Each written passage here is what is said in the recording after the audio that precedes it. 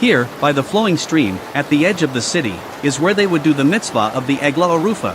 When they found a body outside the city, the elders would come to a place outside the city and announce, "Our hands did not shed this blood, nor did our eyes see it done." Right now, we're at a period where we begin saying the Selachot prayers and the start of school, Parshat Shoftim.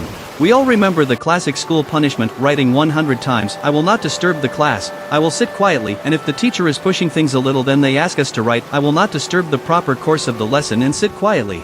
But in the world of yeshivas, both yeshiva high schools and ha-ready schools, there is another punishment quite similar, but slightly different. Did you disturb the teacher? Mr. Levitz, you're interrupting again? What's new? The teacher sighs in despair. You already know, go and copy out the Ig Geres Haramban, good luck. It could also be the laws of respect for a rabbi or a section of Pirkei Avot. On the surface, these are two similar punishments, but they are so different. With the first, the very act of writing is the learning and the punishment. With the second, the act of copying is the punishment and the content, even if only a little, is the learning. In this week's Parsha, Shoftim, among all its many stories, there are instructions to the king, and the most interesting of them is this: copy. When he is seated on his royal throne, he shall write out a copy of this teaching on a scroll.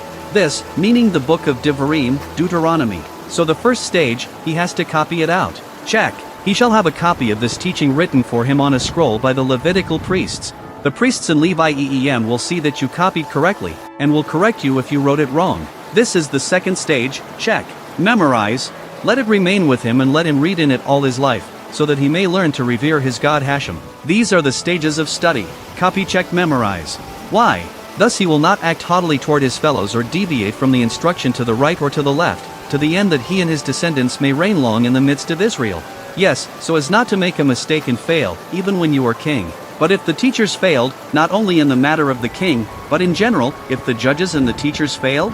If they failed to the extent that a murderer emerged from their community, what did they do? They would behead a calf, a female calf, and declare, "We have failed in education," or in the biblical words, "Our hands did not shed this blood, nor did our eyes see it done." Hodesh Tov. Shabbat Shalom.